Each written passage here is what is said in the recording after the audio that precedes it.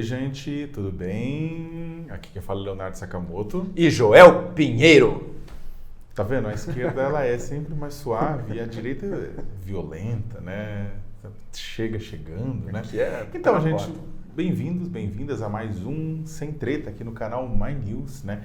Essa semana, como sempre, o Brasil de ponta cabeça, vários temas para a gente conversar.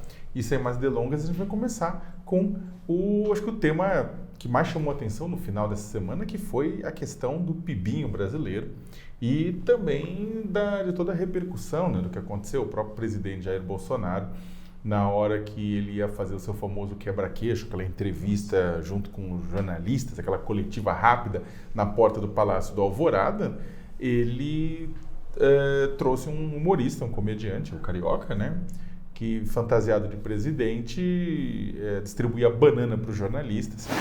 Calou, pô? O que houve? E o problema é que, além do problema em si, do que isso representa, o presidente não quis responder nenhuma pergunta a respeito da frustração com relação ao crescimento e tamanho do PIB e pediu para o Carioca responder. O presidente vai responder alguma coisa aí? Não perguntaram nada. Né? E aí, Joel, o que você quer? Quer começar a falar do PIB em si? Bom, acho que primeiro esse acho um episódio assim lamentável, mas também não merece o nosso tempo, assim, porque é um negócio. Mas é que tá isso é a legenda do próprio Bolsonaro. É lamentável, mas não merece o nosso tempo. O problema é que ele foi eleito. Exato, tá feito. E bom, se era para colocar um palhaço ali para falar, não precisava ter contratado um ator. Só digo isso. E acho que já temos quem faz isso. Já está acontecendo isso. Então isso não precisava. Enfim, é um novo ponto baixo da retórica, do mínimo respeito, né, com os jornalistas, enfim. E também é uma cortina de fumaça, porque o que acontece é que, vamos colocar uma coisa bem clara, a gente mora numa sociedade capitalista, vive numa sociedade capitalista, a gente pode concordar ou não, mas vive numa sociedade capitalista. O capitalismo, para funcionar contente e decentemente, ele precisa de livre informação circulando, inclusive das autoridades. Ele precisa de posicionamento das autoridades. Não é um favor que o Bolsonaro, o Guedes ou qualquer um que lida com a economia presta ao Brasil ao falar. É uma obrigação. Por quê? Porque os empreendimentos, os negócios precisam se planejar, se projetar, entender o que o governo está pensando para poder, assim, agir, fazer seus investimentos, entrar ou sair, colocar ou tirar dinheiro. Isso é livre mercado e precisa de transparência. O governo Bolsonaro claramente age contra o livre mercado, age contra a transparência que deveria ser subsídio para o capitalismo funcionando de forma saudável, ao fazer esse tipo de palhaçada. Com certeza. Mas deixa eu entrar na discussão do PIB mesmo, que eu acho que ela é mais relevante, mesmo porque ela está envolvendo aí diversas premissas e crenças que a gente tem sobre o desempenho do Brasil, o nosso futuro e o que tem que ser feito na economia, né? Bom, é uma grande decepção, que estava já um pouco contratada desde o fim do ano passado, está em linha com as previsões, com as estimativas que estavam sendo feitas ali no último trimestre do ano passado, sobre qual seria o resultado do PIB em 2019, 1,1%, o que é muito inferior ao que essas mesmas projeções diziam em janeiro de 2019. Né? Janeiro de 2019, o pessoal estava prevendo crescimento de 2,5% para 2019. Fontes do governo, segundo alguns jornais ali do comecinho do ano, o Correio Brasiliense tinha essa matéria também, equipe econômica espera crescimento de 3%. Eles achavam que eles iam surpreender. Trazido pelo Coelho da Páscoa. As projeções dos analistas de mercado ali. E no final das contas temos 1,1%. Tá? E eu acho que a gente tem que distinguir duas coisas. Aqui eu vou falar um pouco, daí você entra também, depois eu complemento um pouco mais. Primeira coisa. Uma coisa é se questionar, será que o caminho que o governo está tentando seguir é o correto? Primeira pergunta. Segunda, será que ele está conseguindo trilhar esse caminho? Segunda pergunta. E terceira, será que as promessas feitas acerca do desempenho da economia com esse caminho foram realistas, foram honestas ou não? E essa primeira acho que dá para responder muito claramente.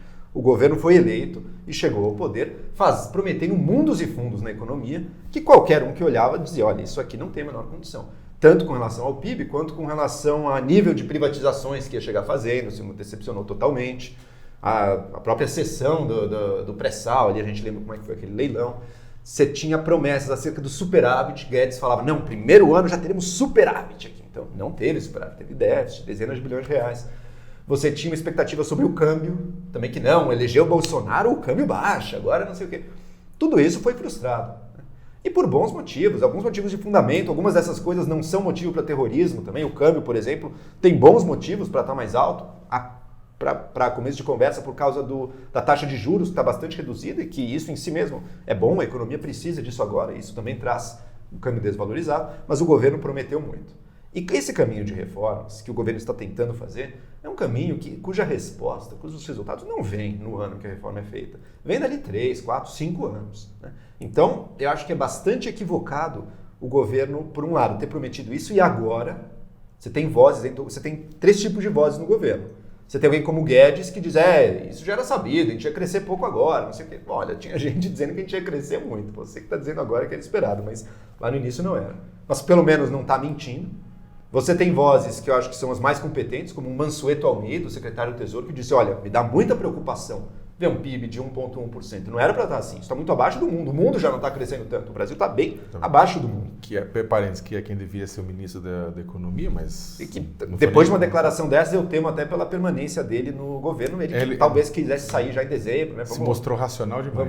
Vamos ver se continua. E por fim, um discurso totalmente de propaganda enganador, que está tentando reverter e transformar esse PIBinho numa vitória, dizendo não, o PIB público do setor público caiu, mas o do setor privado subiu, e essa é uma grande vitória. Isso é um terraplanismo econômico e contábil no mesmo nível de não existe déficit da Previdência. Essa é uma criação de propaganda para vender um peixe, não tem nada a ver com análise econômica séria. Eu acho uma tremenda de uma vergonha, né?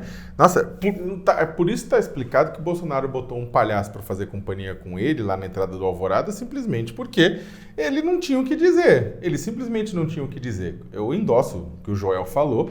Agora, o Joel falou de forma até doce e delicada, mas é uma puta de uma vergonha. 1,1% é um crescimento menor que o 1,3% de 2017 a 2018 sobre o Temer, né? E usando um Temer de 2018 sob ataque, um Temer com greve de caminhoneiros, um Temer ainda com os efeitos do Joesley Day, com tudo isso, na verdade, né, com a reforma da Previdência que capotou lá atrás. Então o que acontece? O governo, ele não tem justificativa, não existe justificativa plausível, né, para um crescimento desse tamanho. Ninguém está esperando uma retomada de 4,5%, 5% números chineses, né? Mas 1,1% é uma vergonha. É uma vergonha. E é uma vergonha também muitos analistas que passaram o ano inteiro cravando e dizendo que o aumento ia ser mais de 2%, quando os fundamentos da economia não mostravam que estava chegando nesse ponto. E a propaganda enganosa deveria ser punida administrativamente. As pessoas que falam, olha, o governo Temer lá atrás fala, a reforma trabalhista aconteceu, ano que vem vai ter leite e mel correndo para os trabalhadores, etc. Todo mundo sabia que falava assim, não é assim que funciona. Quem concorda, quem discorda, fala, não é assim que funciona. Não importa, foi essa a promessa. O que aconteceu? O Guedes também no começo do ano, todo mundo, reforma da Previdência foi aprovada, vai destravar 2%, 3%, vai crescer loucamente. O que acontece? A reforma da Previdência foi aprovada. O combo tipo de ajuste fiscal, de certa forma, o teto dos gastos está aí há 3 anos. Agora o gasto do governo total tenha subido também. Sim, mas a aprovação, porque a promessa aprovou o teto do gasto, aprovou a reforma trabalhista, aprovou a reforma da Previdência, tudo vai melhorar. Aí o Guedes agora fala, não, falta também a administrativa e a tributária. Tudo bem, o ponto é o seguinte, o governo Bolsonaro, assim como outros governos já fizeram, está colocando promessa atrás de promessa de novo para ver se cola junto ao trabalhador. Enquanto isso, o trabalhador e a trabalhadora estão sentindo os efeitos disso, que significa o quê? Uma queda muito lenta do desemprego, uma formalização no ano passado de 600 mil vagas formais no mercado de trabalho, sendo que mais de 1 milhão de pessoas entram no mercado de trabalho anualmente, né? Ou seja, o estoque de desempregado continua lá nas tampas, por conta de uma economia que segue derrapando, e o Guedes, que acredita, pelo menos ele acredita realmente que, no caso, o poder público não deve entrar, não deve fomentar crescimento nesse sentido, através de contratações, através de outras coisas, que isso tem que se ficar único e exclusivamente na iniciativa privada, mas o governo não cria confiança para a iniciativa privada. É isso. Quem vai confiar nesse governo? Eu acho que tem esses dois lados. Me conta. Tem um lado, é a pergunta, será que o governo tem que ter uma postura mais ativa de gerar demanda na economia?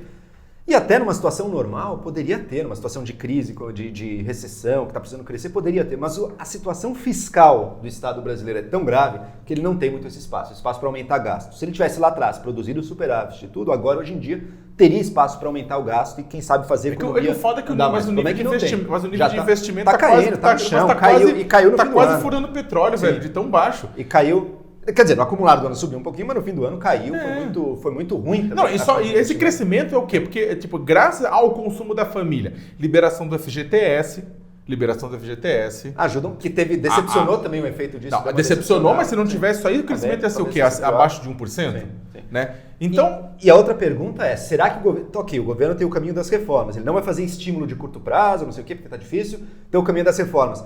O governo mostra um comprometimento real com essa agenda de reformas? Eu diria que não mostra de forma alguma, tanto que não sabemos a prioridade, o governo meio que desistiu de apresentar uma reforma tributária, está deixando totalmente nas mãos do Congresso.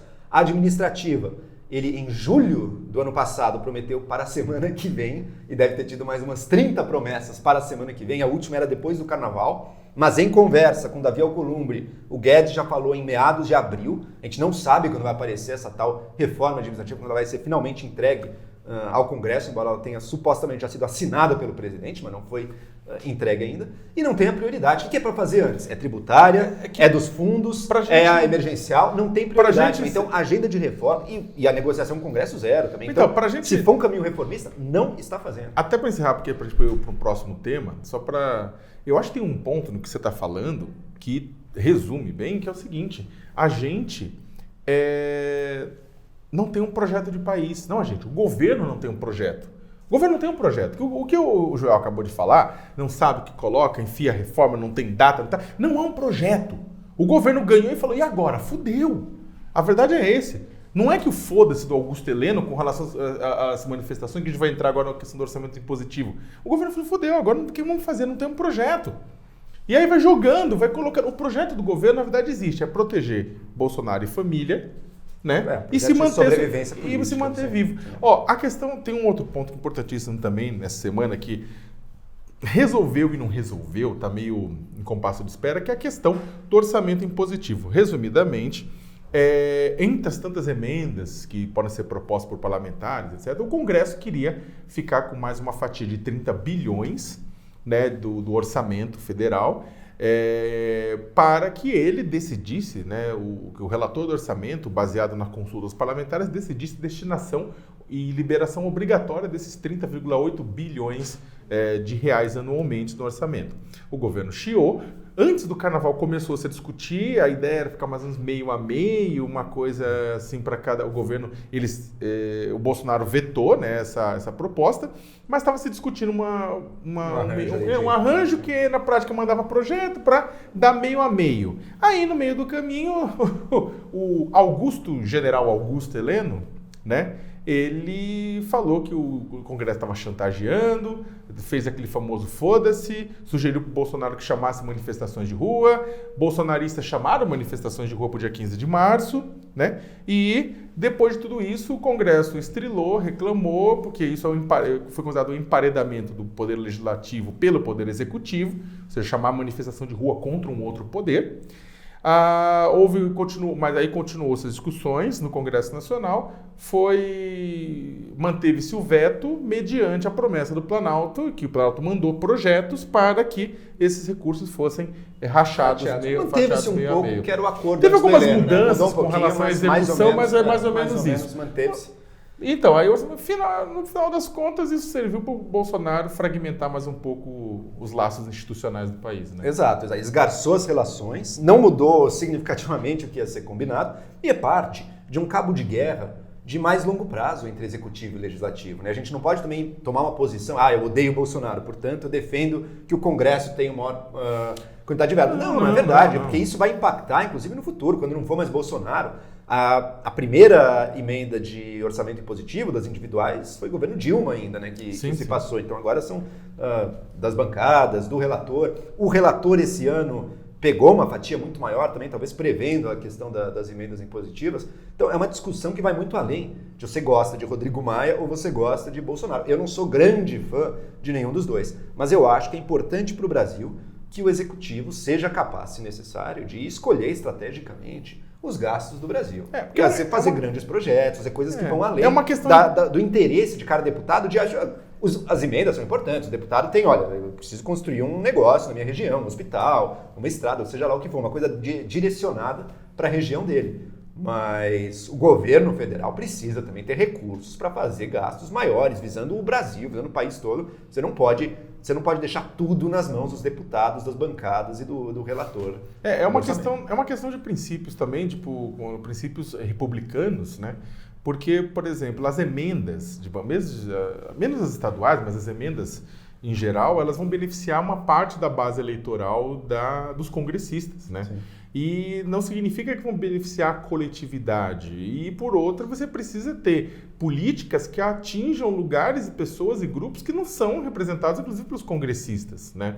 Então, por exemplo, o executivo teria, em tese, que elaborar essas grandes políticas e precisa de recursos para tocar essas políticas que não dependam de um parlamentar, de um deputado ou senador defendendo lá na hora. É por isso que o executivo tem razão de não querer deixar todo o orçamento lá. Agora, o grande problema é o quê? É a discussão. É normal que você tenha diferentes interesses e o parlamento e a relação democrática entre o executivo e o legislativo é a solução para isso, é o diálogo. Exato. O que acontece, contudo, é que o governo Bolsonaro, que acredita na força da porrada, né, foi de forma truculenta para cima. Perdendo os espaços de diálogo. E mesmo dentro do governo, você tem diferenças gritantes. Você tem o general Heleno falando em chantagem, foda-se, gerando todo esse problema. E você tem o ministro Tarcísio, que está num diálogo intenso com diversos deputados, ele chega no gabinete do deputado e fala, olha, essa sua emenda aqui está indo para um projeto que nem existe. Vamos que tal direcionar ela para esse projeto aqui, que é do interesse do governo também, vamos fazer isso juntos, tudo. E tem conseguido muitos investimentos por esse caminho. Então, uma coisa é você dialogar, apostar em encontrar acordos com deputados que têm interesse em fazer coisas que funcionam, e outra é você ficar comprando briga com o Congresso, um caminho que jamais funcionou na história do Brasil. Eu não acredito que vá funcionar. Agora, não tem funcionado, né? O Bolsonaro está cada vez mais emparedado. Quem trabalha no governo é quem menos cria briga, né? É curioso isso. Curioso não, é previsível, é esperado isso. A menos que você esteja construindo um governo autoritário. Exato, mas você tem uma esperança. Mas o Bolsonaro não está dadas as condições, no meu ver, não está minimamente dadas as condições. Não falei de golpe, eu não falei de golpe, eu estou falando construção de um governo autoritário. Tudo bem, mas ele não tem nem conseguido, ele está mais fraco do que nunca, na minha visão. E embora o ministro Tarcísio está conseguindo trabalhar, outros também conseguem trabalhar junto aos deputados. Muitos reclamam disso até, não existe mais uma casa civil fazendo uma interlocução de governo com deputados, não. É cada ministério, dependendo do ministro, tem a sua própria interlocução. Você não sabe o que o governo vai fazer, o que ele vai apoiar na hora H. Isso está gerando muita incerteza. Olha, falando em incertezas e disputas, na Assembleia Legislativa de São Paulo, nessa semana, também houve um quiprocó, um quebra-pau. Por conta da votação do projeto de reforma da Previdência Estadual em São Paulo, né? A ideia era que a Previdência pública, dos servidores públicos, né, aumentasse as alíquotas de cobrança mensalmente do INSS, aumentasse alguns %, ou seja, a mordida fosse maior, e também aumentasse o tempo, em até 5 anos, em que eles teriam que trabalhar para poder se aposentar, entre outras mudanças, né? E aí houve uma tentativa dos movimentos, dos sindicatos, de irem assistir, de encher as galerias da Assembleia. Aí rolou, né? Porque aí teve imagens que as pessoas viram, teve a polícia utilizou armamento. Quando a polícia fala armamento não letal, bala de borracha, essas coisas, é uma bobagem, porque se você atira bala de borracha no rosto de alguém, é letal. Então, houve disparos da polícia, né, dentro da Assembleia, isso é uma cena muito forte, e aí depois uma parte dos manifestantes, é importante dizer que não foram todos, mas uma parte dos manifestantes veio para cima também, quebrou coisa, tentou passar por cima. E no final houve na verdade, uma cena muito triste, né? É claro que o governo Dória conseguiu a aprovação ao final das mudanças na Assembleia, né? Só que ficou, digamos, também não um aviso, na minha opinião, mas é claro que ao mesmo tempo que mostra para muitos governos estaduais que é possível eles aprovarem, por outro mostra também que não vai ser fácil. Alguns estados conseguiram, né? Maranhão, Nordeste, os mais supostos de direita, tipo Minas, ainda não fizeram. Não, o pessoal, a questão acho que dos debates que acho que é importante que é o seguinte, é claro que eu sou uma pessoa de esquerda, eu acho que reformas do sistema previdenciário são relevantes, a gente sabe disso, a gente discute isso aqui há anos. Só que a questão é como é feito, o diálogo sem diálogo. Sim. O problema é que alguns governos não querem abrir diálogo. Mas deixa eu pontuar uma coisa. Se fosse o contrário, se militantes de direita organizassem ônibus para irem às centenas numa assembleia que eles sabem lotadas. Eu sou totalmente contra também e condeno o despreparo da polícia que acaba agindo dessa maneira e atira uma bala de borracha, estou totalmente contra. Eles sabem disso, e por isso cavam esse tipo de enfrentamento e vão lá com a única intenção de tumultuar e de chegar a cenas dessa de quebra-quebra. Se fosse a direita, se fossem militantes de direita fazendo isso, estaríamos todos condenando e muito preocupados com a ascensão do fascismo neste país. Porque a direita está quebrando a Assembleia Legislativa. Quando a esquerda, a opinião pública tem uma condescendência muito maior, uma condescendência equivocada, uma condescendência errada, uma condescendência culpável, de décadas em que a gente aceitou isso como normal. Isso também não é normal. Esse comportamento por parte de militância, de chamar centenas e tumultuar em Assembleia ou Congresso, onde quer que seja, isso está errado, isso não pode acontecer, isso também não é um caminho democrático. Eu acho que tem várias coisas no meio. Primeiro, que se fosse um movimento de direita protestando na Assembleia, os policiais iam abraçar e não iam necessariamente... Iam abraçar, iam distribuir flores, né? Eu acho que não ia ter quebra-pau, porque é exatamente isso. Você tem muitas vezes policiais extremamente ao comando da polícia, ou mesmo policiais na base, sendo extremamente violentos, mesmo com movimentos que não são violentos. Assim. Eu concordo com você que tem movimentos que descambam, né? E vão lá para danar. Tem uns que a polícia despreparada entra no jogo. Mas não dá para dizer mas eles vão lá para cavar o conflito. Mas não dá para dizer que tem todos que é assim. Por exemplo, não tô dizendo que é todos. Os protestos dos professores no Paraná há alguns anos, era muita gente, estavam lá tentando protestar, lá em volta da Assembleia Legislativa do Paraná, a polícia simplesmente fez uma carnificina, né? E sem justificativa nenhuma. A polícia ela deveria ser responsabilizada, mas infelizmente não será. O máximo 2 bodes expiatórios. O senhor governador vai passar ileso nisso. Agora, acho que sim, há alguns movimentos que vão com a ideia do enfrentamento para gerar imagem. Isso é inaceitável. Isso é inaceitável, mas também o fato é o seguinte, a Assembleia, o Congresso Nacional, o que quer que seja, é a casa do povo. O povo tem direito de assistir, de entrar e assistir. Dada a lotação do prédio, tem uma lotação. Nas reformas, tudo isso lá no Congresso Nacional, o pessoal entrou e pode entrar nas galerias e ficar. Você não pode entrar no plenário, você não pode invadir gabinete de deputado, você não pode entrar em área de comissão que não esteja aberta ao público. Agora, entrar na casa e, sem quebrar nada, ir assistir, fazer seu protesto lá dentro, é possível, é plausível e faz parte da democracia. No Congresso Nacional Brasileiro, a favor ou contra, pró-impeachment, contra impeachment, sempre teve isso. Precisa ter. A Assembleia significa a casa do povo. Só que acontece o seguinte, o pessoal não deixava nem o pessoal entrar. O ponto acho que é o seguinte. Tem uma questão de segurança. Se você vê que estão chegando para tumultuar, você também não pode liberar. É muito ingênuo também. Aí acho que é polícia mediúnica, né? Você está chegando para tumultuar. A intenção daquilo, né? Não, eu acho que é o seguinte, eu acho que o grande problema é que a polícia ela tem que reagir não com base em intenções, mas com base em fatos.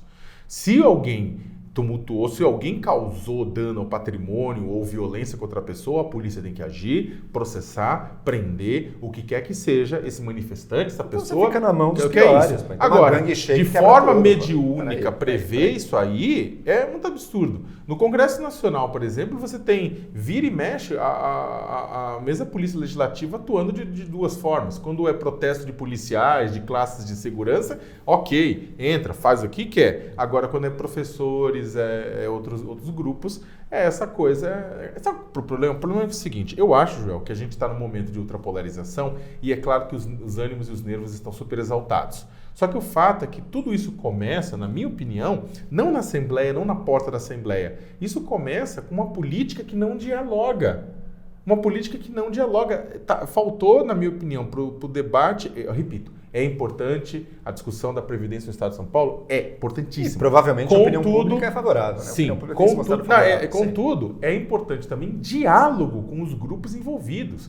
E não simplesmente vai, bota e põe e acabou. Até porque é o seguinte, eu discordo sobre um ponto seu, que você falou que a opinião pública paulista foi favorável aos manifestantes. Eu não. Favorável à reforma. Não. Com relação ao quebra-quebra lá, que foi favorável aos manifestantes, seria favorável, contrário da direita. Não, eu acho que eu acho que ela foi contra os manifestantes. Foi contra os manifestantes, a opinião pública está contra. Não. Então, você falou da direita, esse viés da direita, que um militante de direita também, e vai chegar um momento, se eles aprenderem esse modus operandi que a esquerda usa há tanto tempo e a direita começar a usar também, porque a direita dominou o ódio das redes, o ataque das redes sociais, a direita, assim, hoje em dia é ameaças, tudo isso que a gente comenta aqui diariamente.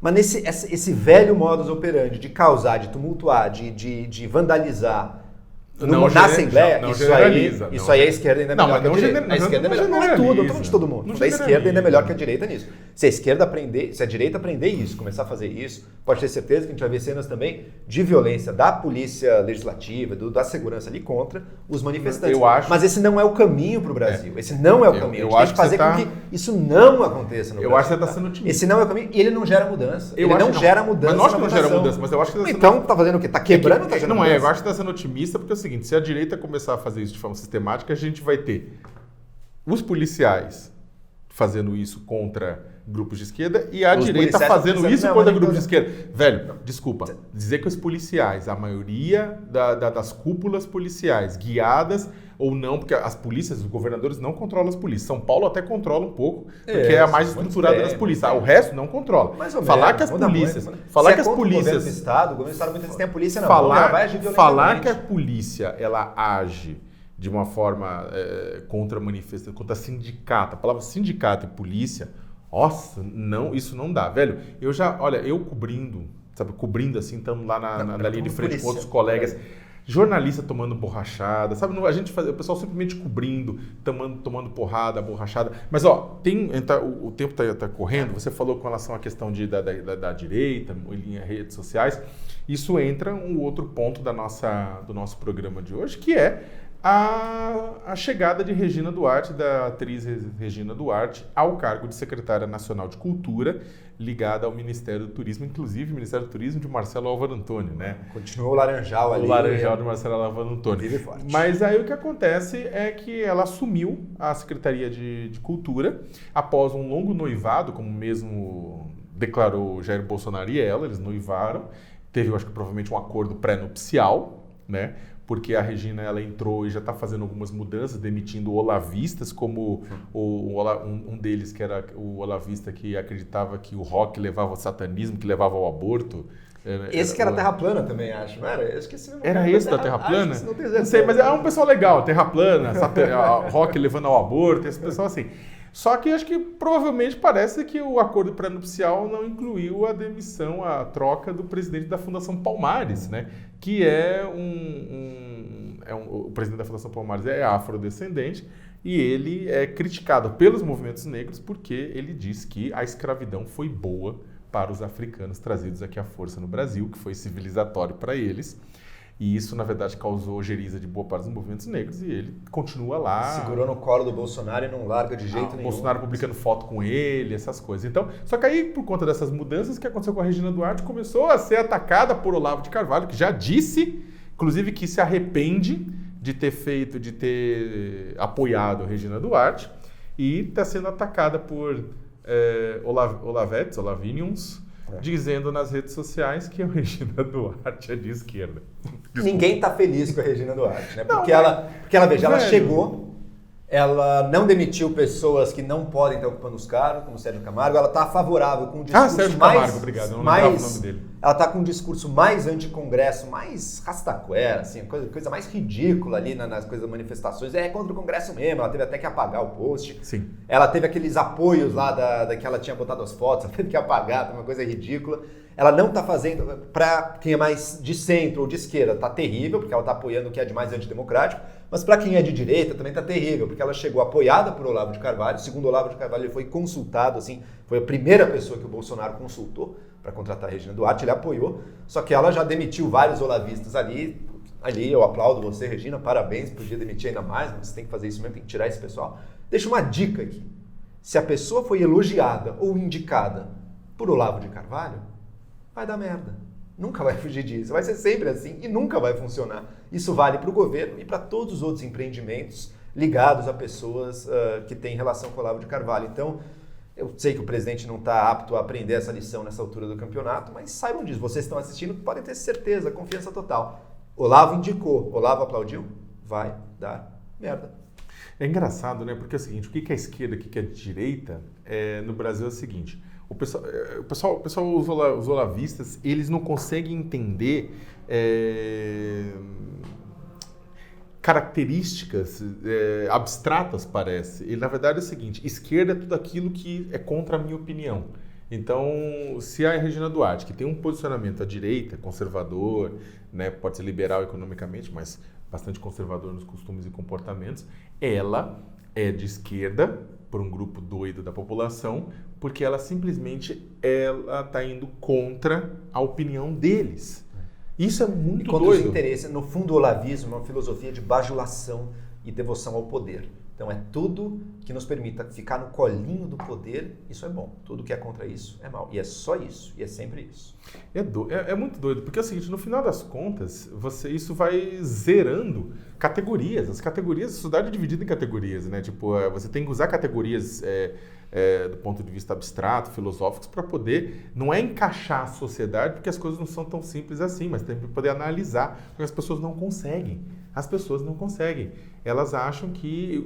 As pessoas não conseguem entender nem o que é esquerda e o que é direita na prática. Na prática, esquerda e direita para boa parte da população é tudo aquilo que é contra o que elas acreditam. Para terminar, nosso programa está chegando no fim. Tem mais tema ainda? Tem mais tema. É um rally, é um enduro, uma maratona. Lembrei. Aqui é o seguinte, é a eleição norte-americana. Houve a Super Tuesday, né? Aquela terça-feira em que vários estados, um terço dos estados americanos faz a sua decisão de quem será nas primárias, né, os candidatos que irão se enfrentar na eleição. As primárias democratas na Super Tuesday, elas ressuscitaram Joe Biden, né, que era o vice do Barack Obama, principalmente por conta do voto negro no sul dos Estados Unidos.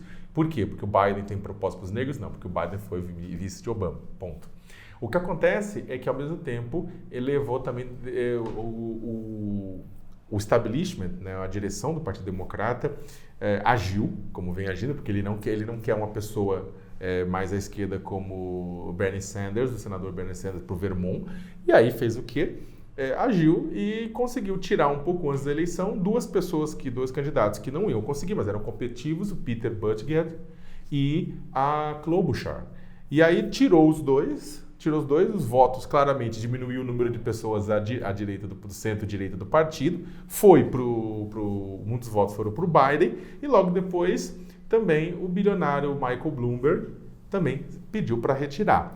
Aí o que aconteceu? Isso, é claro, fortaleceu bastante o Biden, né?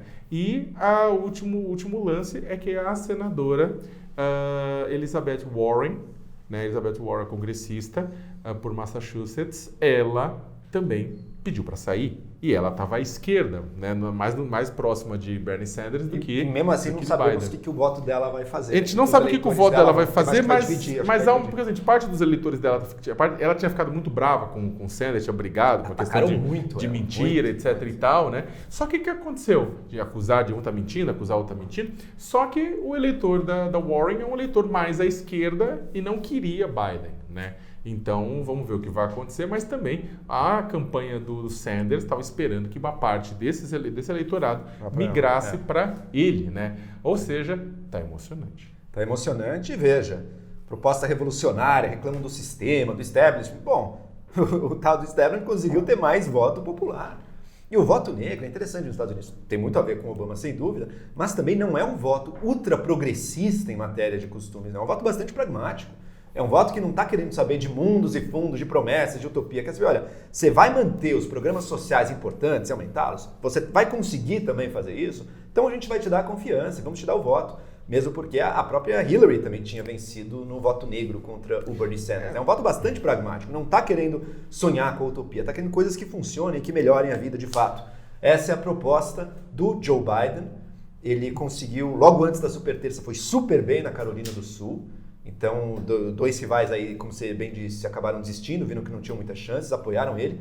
Foram desistidos. E ele não era. Não, eles decidem.